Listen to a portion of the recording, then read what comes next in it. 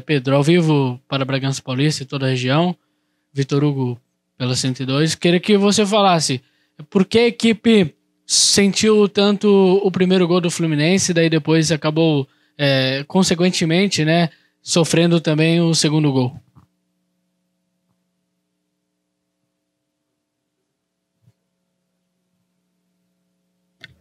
Ou seja, você falou precisamente no lance que para mim é capital, obviamente, o erro que nós cometemos que leva ao primeiro golo, sem dúvida. Mas não falou dos primeiros 25 minutos do jogo, que para mim foram espetaculares em termos daquilo que a equipa estava a querer do jogo, a demonstrar claramente que tinha que o controlar, que tinha que ter os nossos comportamentos, e acabou por ser um erro, penso que lhe poderei chamar infantil, no futebol a este nível, mas no qual nós damos toda a confiança e todo o apoio ao jogador que o cometeu, e a partir daí sim, a equipa tem uma desorientação, tem um apagão, tem um blackout, muito provavelmente na ordem dos 10 minutos, que coincide depois também com um erro posicional, em termos de cobertura na entrada da área, naquele escanteio que dita ao 2-0. Sabíamos que era difícil, sabíamos que tínhamos que lutar contra um resultado adverso de 2 bolas, na casa do adversário, mas foi isso que tentámos fazer 2 alterações. O Luan já tinha um cartão amarelo e nós queríamos que a nossa linha defensiva tivesse mais subida. O Fluminense tem uma característica muito interessante, que é de tentar chamar o adversário no apoio, no toque, para que o adversário não junte as linhas nessa pressão, possa explorar o espaço entre linhas e acelerar. Na segunda parte em particular, depois daquilo que foi o primeiro golo, nós tivemos algumas dificuldades nisso, a linha defensiva não estava tanto confiante e vinha para trás, deu-lhes algumas transições nesse sentido. Daí a entrada do Eduardo, penso que já ficámos muito mais compactos e próximos nesse momento do jogo, ou nessa tarefa do jogo. E depois também uma presença mais diária, mais de 9 com o Tiago, que acaba por fazer o golo, e o Sacha jogando por detrás dele, tendo essa capacidade também de encontrar o espaço entre linhas, dividir, de chegar na área, colocar-me por fora.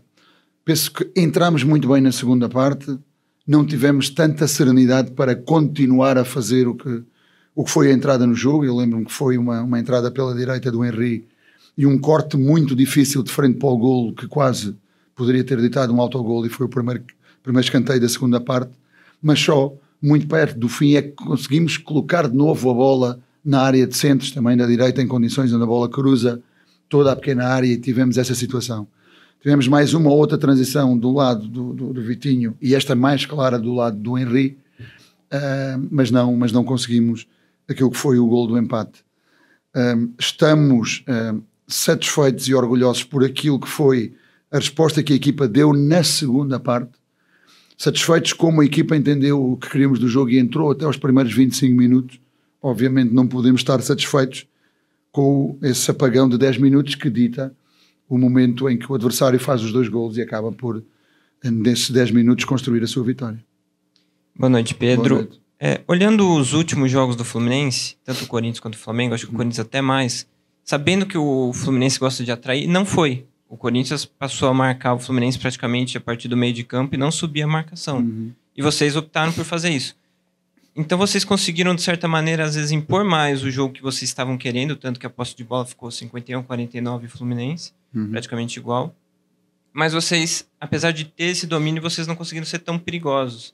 Eu queria que você fizesse uma análise sobre essas propostas que você usou, diferentes dos últimos times que venceram o Fluminense, e como você fez hoje. Em relação às propostas dos outros times, eu não posso falar nada, não é? Nós temos a nossa proposta, e a nossa proposta que tem que imperar, e temos que acreditar nela e temos que estar convencidos nela. Eu penso que nesses primeiros 25 minutos, eu não sabia ainda os dados da posse de bola final, mas somando, eliminando o jogo que foi contra o Flamengo, esse não tenho contemplado, mas aquilo que seriam os últimos 10 jogos das duas equipas, eles tinham uma média de 63% de posse de bola e nós tínhamos uma média de 58%. Mas aquilo que nós queremos é, quando não temos a bola, ser agressivos a atacar. Nós fizemos isso. Houve uma situação diferente que o Fluminense procurou fazer, procurou eliminar a pressão por cima. Daí que era muito importante que a nossa linha defensiva tivesse junta. E eu acho que isso é um sinal de respeito em relação à nossa equipa e à forma como a nossa equipa pressiona na frente. O que é que não conseguimos ser tão efetivos? Foi, nesse momento de pressão, que foi bom, ter a bola e ter a paciência de encontrar os espaços, mas não tivemos a felicidade em duas situações, se calhar que a mais clara, uma do Vitinho, que a bola passa muito, muito próximo, de não fazer o primeiro golo. Nós sentimos que a equipa do Fluminense não estava confiante, obviamente ganhou com 1-0, eleva ao nível de confiança, 2-0 o nível de confiança, mas sentimos também no decorrer da segunda parte que, fruto de algumas substituições que tivemos que fazer, nos privaram de ter opções mais velozes para acelerar o jogo, em particular nos últimos 20 minutos, porque nós sentimos que neste momento a equipa do Fluminense estava de ratos, estava cansada, estava com muitas dificuldades, e se nós tivéssemos a capacidade de, com bola, acelerar o jogo e acelerá-lo com qualidade na última zona, eu entendo que poderíamos ter feito outro tipo de chegadas e, quem sabe, também outro tipo de resultado. Não somos uma equipa de celebrar empates, muito menos vitórias morais, mas queremos aprender e crescer com isto. Estes jogadores, esta equipa, esta organização quer coisas grandes e penso que estes momentos de aprendizagem, que queremos que sejam obviamente com vitória, têm que ser super importantes para que a equipa cresça e jogue como jogou aqui, em qualquer lado e em qualquer competição. Essa é a nossa ideia principal.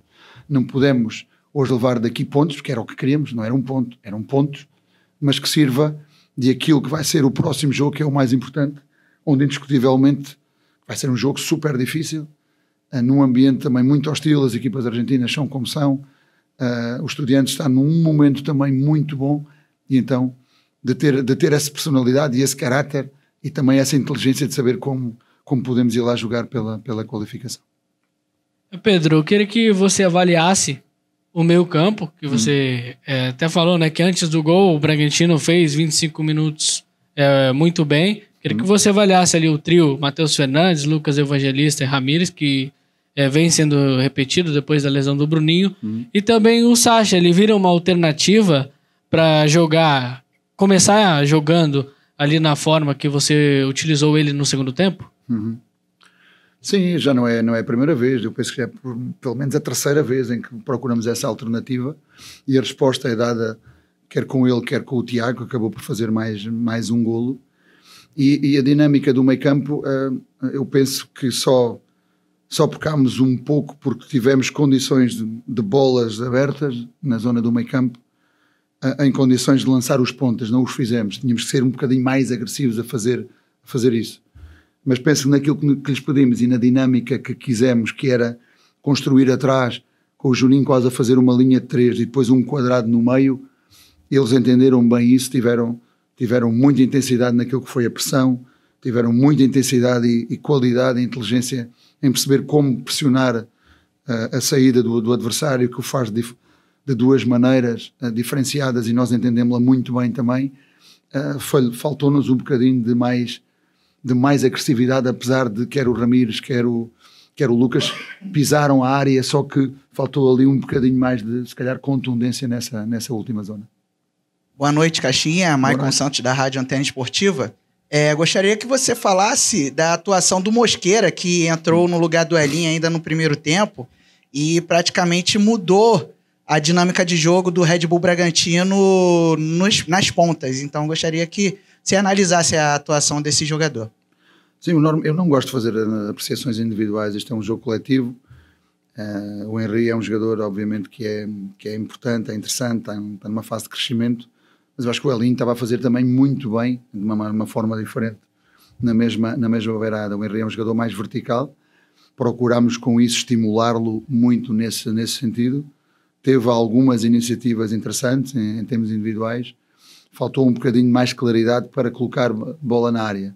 Em duas bolas que ele colocou na área saíram situações muito, muito perigosas, faltou um bocadinho dessa clarividência. Está a crescer e está a entender o jogo, pelo menos na forma como, quando chega a essas zonas, poder tomar melhores decisões, seja individualmente, porque ele tem condições para num contra um ter dinâmicas em qualidade, mas também poder assistir os colegas que estão melhor posicionados.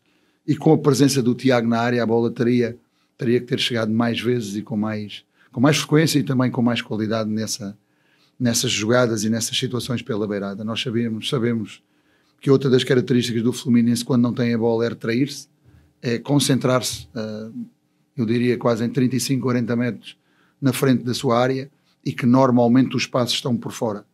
Quando conseguimos encontrar esses espaços, criámos alguns problemas. Quando insistimos por dentro, pela concentração que ali estava, perdíamos bolas e teríamos que correr para trás em direção à nossa baliza para poder recuperá-la e atacá-la de novo. É uma situação que faz parte do crescimento da nossa equipa e do entendimento que temos de ter no jogo, quando o jogo tem este tipo de circunstâncias tão especiais.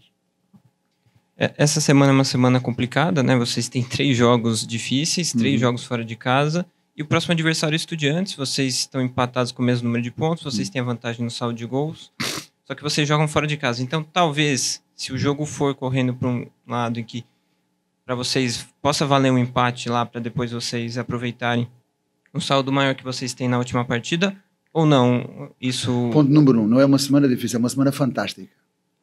Tomara todas as equipas ter uma semana como esta, que nós não iniciámos como queríamos, mas que tem jogos de 3 em 3 dias com um grau de dificuldade elevadíssimo. Isso para mim é o mais importante. Se nós queremos crescer, o nível de dificuldade tem que ser elevado e tem que ser alto. Este já passou, já tivemos a falar sobre a história deste jogo. O próximo é um jogo muito difícil, mas que vai ser mais um grande momento e uma grande oportunidade para nós crescermos. E para nós crescermos dentro daquilo que é a mentalidade vencedora e cultura de vitória que temos que ter. Por isso, temos que enfrentar o jogo, não a pensar no empate. Eu acho que quem pensa para empatar acaba sempre perdendo, mas procurar aquilo que vai ser um passo muito importante na qualificação direta. Não é a qualificação direta, porque mesmo ganhando ainda faltará um jogo, mas é certamente um passo muito importante. E esse é o único pensamento que podemos ter. Não há outro. Não pode haver outro pensamento. Pedro, qual o ponto principal que você vai buscar trabalhar na equipe para conseguir sair com os 3 pontos na Argentina? Convencimento. Se a equipa estiver convencida durante os 90 minutos, tendo em conta aquilo que vem demonstrando ao longo destes últimos jogos, eu diria quase desde que iniciámos o mês de abril, estes últimos 2 meses, sem sombra de dúvida, a equipa tem condições para poder lutar pelo jogo. É uma questão deles estarem convencidos, porque quando eles estão convencidos e que se convencem que são capazes de atingir coisas grandes, certamente as vão atingir.